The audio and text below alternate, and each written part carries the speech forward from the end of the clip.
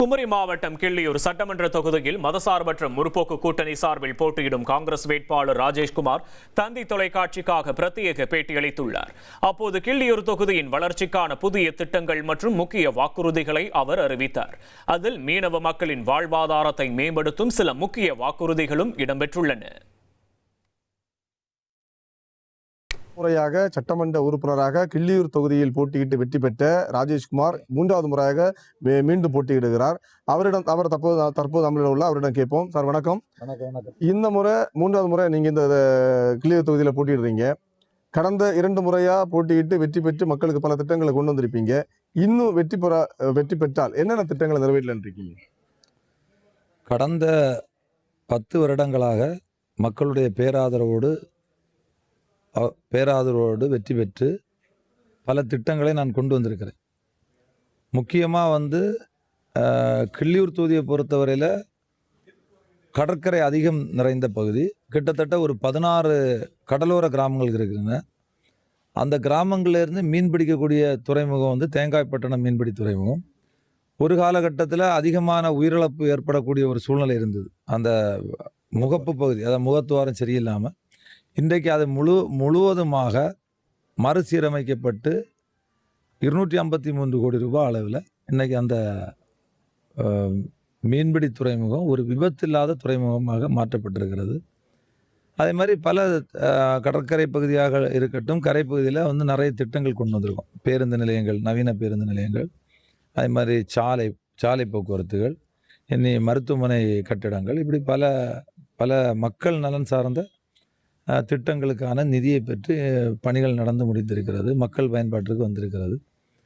இப்போ திருப்பி மக்களோட கோரிக்கையாக கடற்கரை மக்கள் நீரோடி துறையிலிருந்து குறும்பனை வரைக்கும் இருக்கக்கூடிய 16 மீனவர் கிராமங்களை பாதுகாப்பதற்கு எந்தெந்த பகுதியில் நேர்கல் இல்லையோ அந்தந்த பகுதியில் அந்த கிராமங்களையும் மக்களுடைய குடியிருப்புகளையும் பாதுகாப்பதற்கு நேர்கல் சுவர்கள் அமைப்பதோடு மட்டுமில்லாமல் தூண்டில் வளைவுகள் அமைக்கப்படும் என்பதை வரக்கூடிய காலத்தில் அது ஒரு முக்கியமான விஷயமாக இருக்கிறது. அதுக்காக உறுதியேற்கிறேன். அதே மாதிரி இப்போ மீனவர்கள் கடலுக்குள்ளே போய் மீனை பிடிச்சி அதை கரையில் கொண்டு துறைமுகத்தில் கொண்டு லேலம் போட்டு அன்னைக்கு உள்ளதை அன்னைக்கு வியாபாரம் நடக்குது. ஆனால் அவங்க என்ன கேட்குறாங்கன்னா, அந்த மீனை பதப்படுத்தி அதை இங்கேருந்து வெளிநாட்டுக்கு ஏற்றுமதி செய்கிறது கேட்குறாங்க. அதற்கு மீன் பதனிடக்கூடிய ஒரு கடல்சார் ஒரு தொழில்நுட்ப பூங்கா கேட்குறாங்க. அதையும் வரக்கூடிய காலங்களில் அரசிடம் அதற்காக முறையிட்டு அதை கேட்டு பெறுவேன் என்பதையும் நான் சொல்லியிருக்கேன். அதே மாதிரி நீங்கள் கரைப்பகுதியில் பார்த்தீங்கன்னா விவசாயம், அதாவது கிட்டத்தட்ட 11,000 ஹெக்டேர் நிலப்பரப்பு விவசாய நிலப்பரப்பாக இருக்குது. அந்த விவசாயிகளுடைய முக்கிய வாழ்வாதாரம் இன்றைக்கி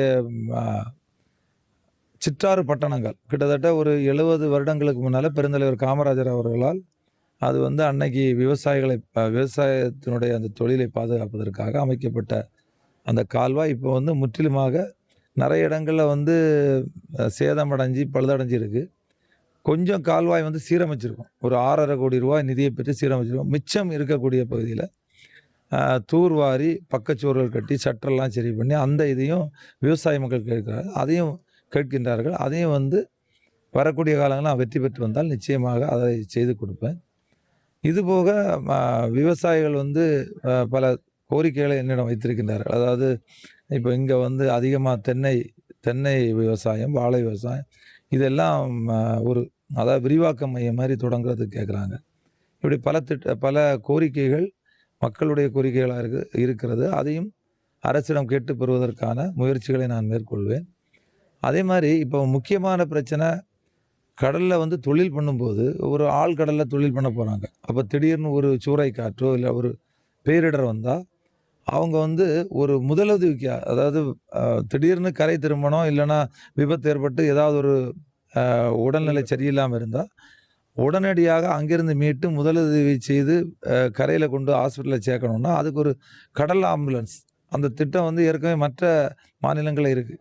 ஆனால் அது சென்ட்ரல் கவர்மெண்ட் கீழே இருக்கிறனால அவங்கள்ட்ட வலியுறுத்தி அந்த கடல் ஆம்புலன்ஸ் திட்டத்தை கொண்டு வருவதற்காக நான் பாடுபடுவேன் என்பதை நான் தெரிவித்துக் கொள்கிறேன். தற்போது இந்த புது புது வாக்குறுதிகளுடன் மக்களை சந்திச்சிருக்கீங்க. மக்களுடைய நிலைப்பாடு எப்படி இருக்கு? தொடர்ந்து உங்களுக்கு ஆதரவு கொடுக்குறாங்களா? இந்த முறை வெற்றி பெறதுக்கான வாய்ப்பு இருக்கா? இல்லை, மக்களுடைய மனநிலையை பொறுத்தவரையில் நான் போகின்ற இடம்லாம் அவங்க முகத்தில் நல்ல வரவேற்பு இருக்குது. மிகப்பெரிய அளவில் ஒரு பேராதரவு இருக்குது. நிச்சயமாக கடந்த 2021 ஆண்டில் 2ஆம் முறை போட்டியிட்டேன். இப்போ 3ஆவது முறை.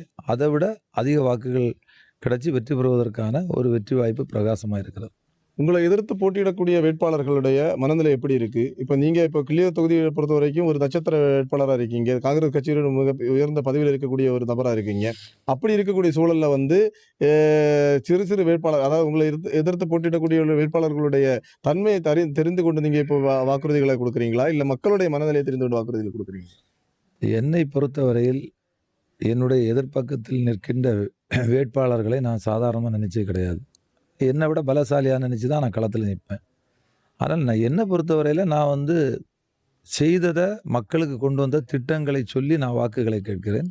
அதனால் மக்கள் என்னை சரியான முறையில் அடையாளம் கண்டு வச்சிருக்காங்க. இனி செல்லும் இடமெல்லாம் செய்தி. தந்தி டிவியின் வாட்ஸ்அப் சேனலை ஃபாலோ பண்ணினா செல்ல இருக்கும் இடமெல்லாம் செய்தி. இதோ QR கோட் இப்பவே ஸ்கேன் பண்ணுங்க, ஃபாலோ பண்ணுங்க.